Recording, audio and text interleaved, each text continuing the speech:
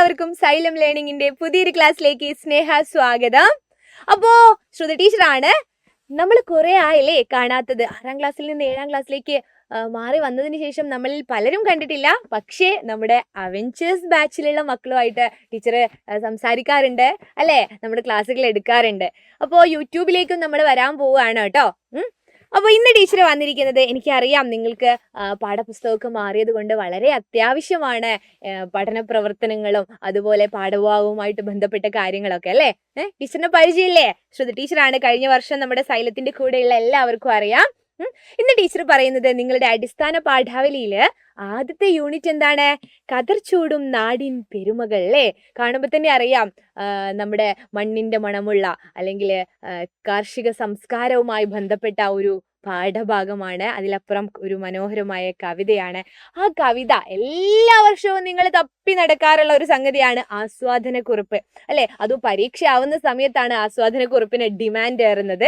പക്ഷെ ഇപ്പൊ ടീച്ചർ കുറച്ച് നേരത്തെ തന്നെ അങ്ങ് പറഞ്ഞു തരാം. ഗ്രാമശ്രീകൾ എന്ന് പറയുന്നത് കടത്തനാട്ട് മാധവി അമ്മയുടെ അല്ലെ അതിമനോഹരമായ ഒരു കവിതയാണ്. അതിന്റെ എന്താണ് നമ്മൾ എഴുതാൻ പോകുന്നത്? ആസ്വാദനക്കുറിപ്പാണ് നമ്മൾ എഴുതുന്നത് അല്ലെ. അതിന്റെ പാഠത്തിന്റെ അല്ലെങ്കിൽ കവിതയുടെ തുടക്കം എന്തായിരുന്നു? നാണിച്ചു പോകുന്നു നീളൻ കുട ചൂടി ഞാനീ വരമ്പിൻ കൊതുമ്പിൽ നിൽക്കേ, ഏതൊരു വിശ്വവിദ്യാലയത്തിങ്കലൻ സോദരിമാരെ പഠിച്ചു നിങ്ങൾ.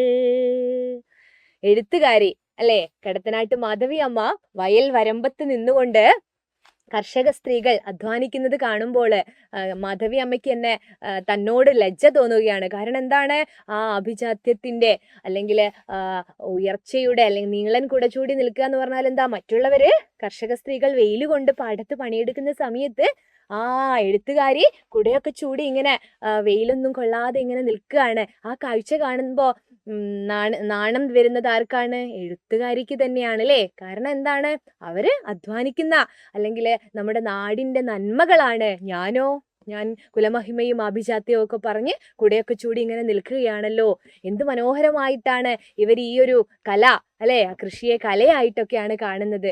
നമുക്ക് ആ ഒരു കവിതയുടെ ആസ്വാദനക്കുറിപ്പ് എങ്ങനെയാ എഴുതുന്നതെന്ന് നോക്കിയാലോ. നിങ്ങൾക്കറിയാം ആസ്വാദനക്കുറിപ്പ് എഴുതുന്ന സമയത്ത് ആദ്യം നമ്മൾ എന്താണ് ചെയ്യേണ്ടത്?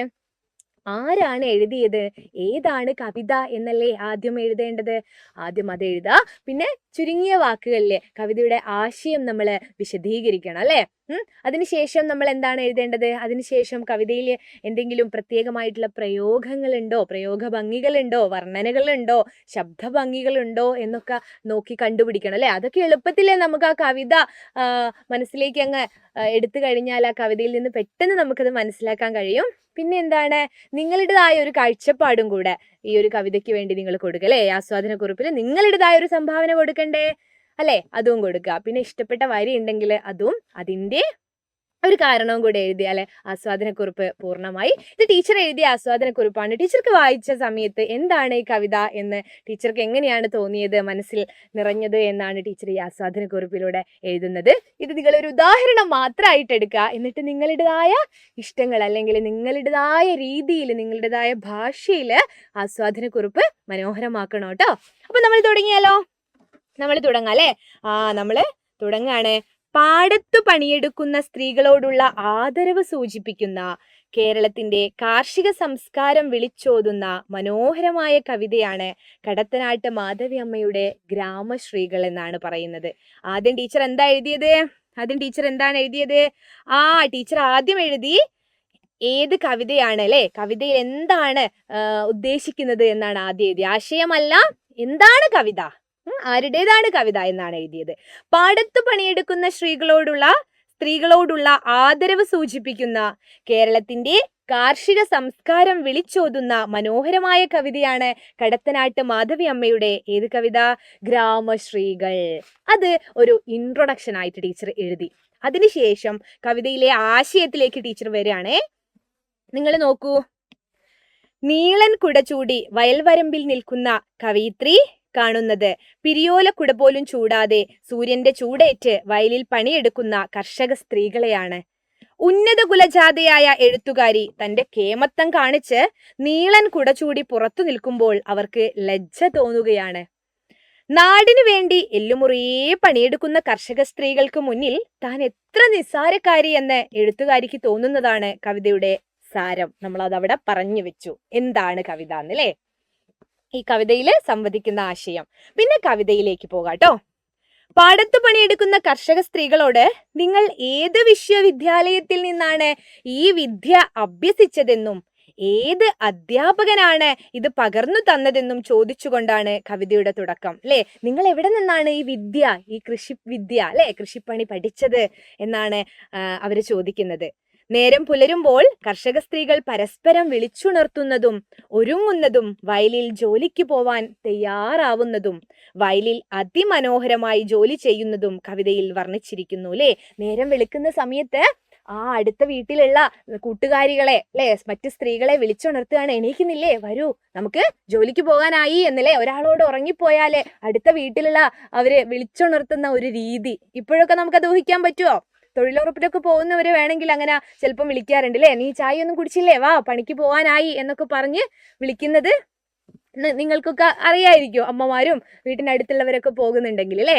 അതുപോലെ ഒരു കാര്യമാണ് ഇവിടെ പറഞ്ഞിരിക്കുന്നത്. പിന്നെ ഇതാ, ഗ്രാമത്തിന്റെ ഐശ്വര്യമായ കർഷക സ്ത്രീകൾ പാടത്ത് പണിയെടുക്കുമ്പോൾ പ്രകൃതിയും മനോഹരമാവുന്ന ചിത്രം ഇവിടെ തെളിയുന്നു. ദിഗന്ധങ്ങൾ, ദിക്കുകളെ ചുറ്റുപാടും എന്താണ് പതുക്കെ ഉണരുമ്പോൾ നേരിയ മഞ്ഞുപോലെ ചാറ്റൽ മഴ പെയ്യുന്നുണ്ട് അല്ലെ. ചാറ്റൽ മഴ പാറുന്നതും ആ പൂമഴയിൽ, ആ മനോഹരമായ ആ ഇളം മഴ അല്ലെ, നന്നായിട്ട് പെയ്യുന്നില്ല, ആ പൂമഴയിൽ പാടവും അതുപോലെ കുടിലുകളും ചക്രവാളാന്തവും എല്ലാം നനഞ്ഞു കുളിരുന്നത് കാണുമ്പോൾ കേരളം എത്ര സുന്ദരമാണെന്ന് കവയിത്രി അത്ഭുതപ്പെടുകയാണ്. പിന്നെ പറയാണ്, പെണ്ണുങ്ങൾ നാടിന്റെ അരുമ മക്കളാണെന്നും നാടിന്റെ പട്ടിണി മാറ്റുന്ന കർഷക സ്ത്രീകളാണ് ഗ്രാമത്തിന്റെ ഐശ്വര്യമെന്നും ഗ്രാമശ്രീകൾ എന്ന കവിതയിൽ പറയുന്നു. പിന്നെ പറയുന്ന എന്താണ്, കാലുകൾ ചളിയിൽ കുതിച്ചുകൊണ്ട് ഞാറിന്മേൽ കൈകൾ കിണഞ്ഞ് കർഷക സ്ത്രീകൾ അതിമനോഹരമായി വയലിൽ പണിയെടുക്കുമ്പോൾ പ്രകൃതി നീലപ്പട്ടു വിരിച്ചതുപോലെ മനോഹരമാകുന്നു. പിന്നെ വയലിൽ പണിയെടുക്കുന്ന കർഷക സ്ത്രീകൾ പണിയെടുക്കുന്നതിന്റെ ആ ഒരു ഭംഗിയെ പറ്റിയാണ് പറയുന്നത് അല്ലേ.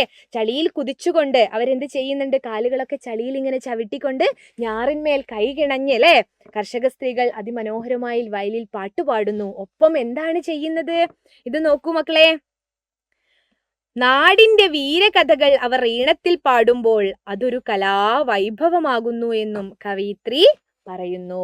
പാട്ട് പാടൂലേ, വടക്കൻ പാട്ടും നാടൻ പാട്ടുകളും കൃഷിപ്പാട്ടുകളൊക്കെ പാടിക്കൊണ്ടായിരിക്കും അല്ലെ അവർ പണിയെടുക്കുന്നത്. അങ്ങനെ പാട്ടുകളൊക്കെ പാടുമ്പോൾ അതിങ്ങനെ അന്തരീക്ഷത്തിൽ വായുവിൽ ഇങ്ങനെ നിറഞ്ഞ് നിൽക്കുകയാണ് എന്ന് കവിതയിൽ പറയുന്നുണ്ട്. ഈ കലാസൃഷ്ടിക്ക് മുന്നിൽ നമസ്കരിക്കുകയാണ് എഴുത്തുകാരി. ഒപ്പം പാഴ്ചെളിയിൽ അമരുന്ന ഗ്രാമീണ കന്യകമാരുടെ കാലുകൾ താമരത്താളിനോട് ഉപമിച്ച് മഹത്വവൽക്കരിക്കുകയും ചെയ്യുന്നു. വയലില് അവര് ചളിയില് പണിയെടുക്കുന്ന അവരുടെ കാലുകൾ ഉണ്ടല്ലോ, അത് താമരത്താളിനോട് ഉപമിക്കുകയാണ് കവിതയില്. പിന്നെ നമ്മുടേതായ ഇവിടം വരെ നമ്മൾ എന്തെഴുതി, ഇവിടം വരെ കവിത എന്താണെന്നും അതുപോലെ കവിതയിൽ എന്താണ് പറയുന്നതും എന്നാണ് നമ്മൾ എഴുതിയത്. പിന്നെ നമ്മുടേതായ ഒരു വേർഷൻ ആസ്വാദനക്കുറിപ്പിൽ കൊടുക്കണ്ടേ, അതാണ് ഇവിടെ എഴുതിയിരിക്കുന്നത്. പ്രകൃതിയും മനുഷ്യനും അന്യമാവാത്ത വിധം കാർഷിക സംസ്കാരത്തെ ചേർത്തു നിർത്താനും പുതിയ തലമുറയ്ക്ക് മണ്ണിനോടും പ്രകൃതിയോടുമുള്ള മനോഭാവം മാറാനും ഇത്തരം കവിതകൾ ഒരു ഊർജമാണെന്ന് നിസ്സംശയം പറയാം. ഇത് ടീച്ചറുടേതായ ഒരു വേർഷനാണ് ടീച്ചർ ഇവിടെ നിങ്ങൾക്ക് തന്നത്. ഇനി നിങ്ങൾക്ക് നിങ്ങളുടേതായ മാറ്റങ്ങൾ വരുത്തി എഴുതാം. തുടക്കം എന്ത് വേണം, ആരെഴുതിയത്, എങ്ങനെയാ. പിന്നെ കവിതയുടെ ഒരാശയത്തിലേക്ക് വരിക. കവിതയിലെ ചില മനോഹരമായ പ്രയോഗങ്ങളെ പറ്റി നിങ്ങൾക്ക് എടുത്തു പറയാം. പിന്നെ നമ്മുടേതായ ഒരു അഭിപ്രായം പറയാം. പിന്നെ ഇഷ്ടപ്പെട്ട വരികൾ എഴുതുകയാണെങ്കിൽ അങ്ങനെയും എഴുതാം. എന്നിട്ട് അതിന്റെ കാരണവും കൂടി എഴുതാട്ടോ. അപ്പോൾ ഇങ്ങനെയാണ് ഒരു ആസ്വാദനക്കുറിപ്പ് നമ്മൾ തയ്യാറാക്കേണ്ടത്. നിങ്ങൾ എല്ലാവരും ഈ ഒരു ആസ്വാദനക്കുറിപ്പ് നിങ്ങൾക്ക് മനസ്സിലായിട്ടുണ്ട് എന്ന് വിചാരിക്കുകയാണ്. അപ്പോൾ ഇങ്ങനെയാണ് ഒരു ആസ്വാദനക്കുറിപ്പ് തയ്യാറാക്കേണ്ടത് കേട്ടോ. അപ്പോൾ ടീച്ചർ എന്ത് ചെയ്യാണ്, ഇപ്പം പോവാണ്. മറ്റൊരു വീഡിയോ ആയിട്ട് ടീച്ചർ അടുത്ത ക്ലാസ്സിൽ വരാം. അതുപോലെ നമ്മുടെ വാട്സപ്പ് കമ്മ്യൂണിറ്റി ഗ്രൂപ്പിൽ ഇതുവരെ ജോയിൻ ചെയ്യാത്തവരുണ്ടോ? കാരണം ഇനി ലൈവ് ക്ലാസ്സുകളൊക്കെ തുടങ്ങിക്കഴിഞ്ഞാൽ ഇതിൻ്റെ നോട്ട്സും കാര്യങ്ങളൊക്കെ കമ്മ്യൂണിറ്റി ഗ്രൂപ്പിലാണ് വരിക കേട്ടോ. ഇതിൻ്റെ ലിങ്ക് ഡിസ്ക്രിപ്ഷൻ ബോക്സിൽ ഉണ്ട്. നിങ്ങളെല്ലാവരും ആ ഒരു ലിങ്കിൽ ജോയിൻ ചെയ്ത് നമ്മുടെ കമ്മ്യൂണിറ്റിയിലും കൂടെ മെമ്പർ ആവുക. ഇനി അവഞ്ചേഴ്സ് ബാച്ച്, നമ്മുടെ ബാച്ചിന്റെ കാര്യം നിങ്ങൾക്ക് എല്ലാവർക്കും അറിയാലോ അല്ലേ. അവഞ്ചേഴ്സ് ബാച്ചിൽ ജോയിൻ ചെയ്യാത്തവരുണ്ടെങ്കിൽ എത്രയും പെട്ടെന്ന് ആ ഒരു ബാച്ചിലേക്ക് ജോയിൻ ചെയ്യാനുള്ള ഒരു ശ്രമം നടത്താം കേട്ടോ. താല്പര്യമുള്ളവർ അങ്ങനെയും ചെയ്യാം. അപ്പോൾ മറ്റൊരു ക്ലാസ്സിൽ കാണാം. അതുവരേക്കും bye. It's me Shruti Vaisakh from Xylem learning.